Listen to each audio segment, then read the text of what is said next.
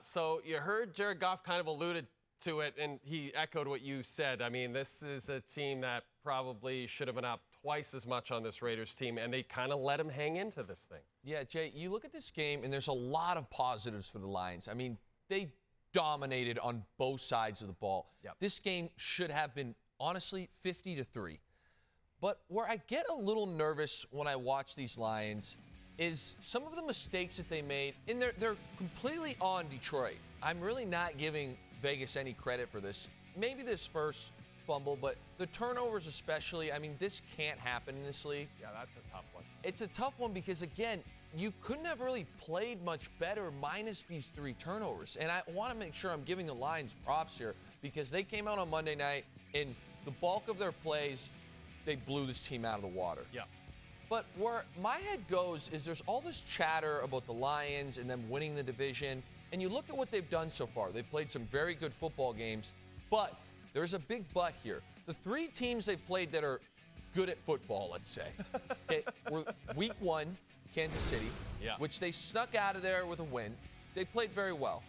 They lost, and we got the schedule. We'll get into this in a sec. They lost to Seattle, and they got smoked by the Ravens. Look at the schedule here.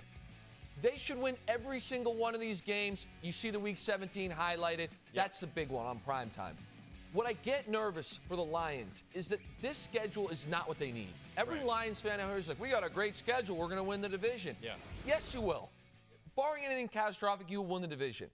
You need tough moments. You need to be put in these situations where you're on primetime and you don't make those mistakes because when you're not playing the Raiders, those mistakes you just saw cost you the game. Yeah.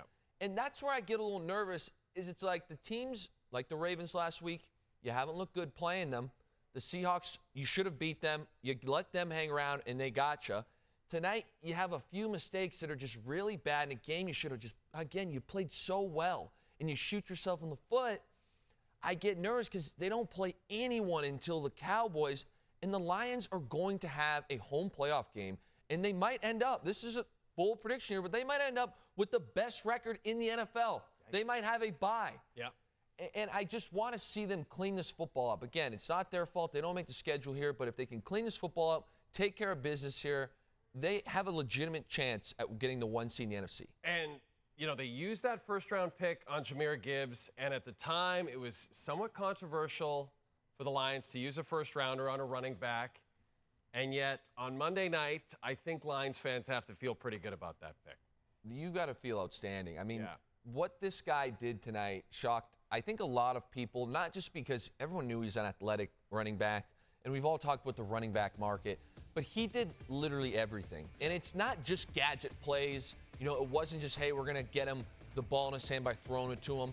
Obviously, he had some catches that he made plays out of, but you look at the runs he had, they weren't just him using his burst of speed. I mean, this is a prime example. He just sticks his nose right into the A-gap and then is able to use that speed to bounce outside and score.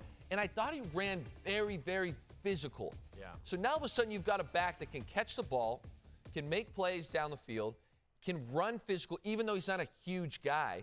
When Montgomery comes back, that 1-2 punch will be outrageously hard to stop. And then on the other side of the ball, the Las Vegas Raiders are 3-5, and they almost look worse than that. They look worse than a 3-5 team. And it just doesn't seem like, Luke, things are trending in the right direction under Josh McDaniels. Jay, I'm not exaggerating when I say that watching this team play football in the NFL made me embarrassed for playing in this league. That was one of the worst performances I have ever seen offensively across the board. And this is coming off Jets-Giants on Sunday.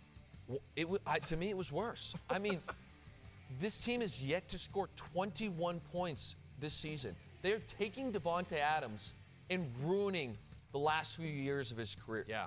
Flushing it down the drain. Jimmy G should be better than this. I understand he's known as a game manager. Yeah. But this was so bad. And even late in the game when the Lions were letting you hang around, the 2 throws we're watching here, I mean, this should never happen. This is incredible. These are touchdowns. Yeah. And they ran the ball with a little bit of success. I did think the Lions defense just out-physicaled them across the board. But when they had the chance to make plays, there were drops. There was major protection issues. They lost one-on-ones. Jimmy G overthrew footballs. I mean, nothing looked good. Not one player. And that's, again, I was so embarrassed because they do have some good players on the team. And when everybody plays bad, and it's not just one guy, you have to look at the coaching staff. Yeah. They just don't have these guys prepared or ready to play ball. It is strange to me that they looked at Derek Carr and said, let's get rid of this and bring in something like Jimmy G now. It does, because it just doesn't make sense to me at this point. I don't know why. You just hit the nail on the head. I mean, it's embarrassing. And McDaniels is the one who's supposed to be calling these, these plays in the offseason. Yeah. Let's bring my guy in, Jimmy G. I had him in New England. Yes. We've got Adams. I mean, they don't use anybody. Adams had 1 catch for 11 yards. Has scored a touchdown in 5 games, which is really embarrassing. I want to take a look at what's coming up this Thursday because, Luke, I'm on the Will Levis bandwagon. Yeah, I like that. I'm on the Will Levis bandwagon. He looked so good, on Sunday against Atlanta. It's a crazy thing. You're a rookie in this league. You're a little nervous. You know what you should do? Throw the ball to DeAndre Hopkins. It certainly helps. And, you pointed this out on Sunday. It was so cool to see DeAndre Hopkins like, oh, no, this guy still got it. If you could throw him the football, because he is still very fast. Now, Mike Tomlin didn't close the door on Kenny Pickett potentially being back. He was injured Sunday. So we got a good game for you Thursday. We want you to tune in for that. And then, of course, join Luke and myself after the game. We're going to break it down. Luke, how will Mike Vrabel or Mike Tomlin react if either team loses? You know they're going to lose it. And that's super entertaining. Can't wait. This should be at least an old school game and pretty physical. Not like the Raiders trash we saw tonight. Terrible. Thanks, buddy.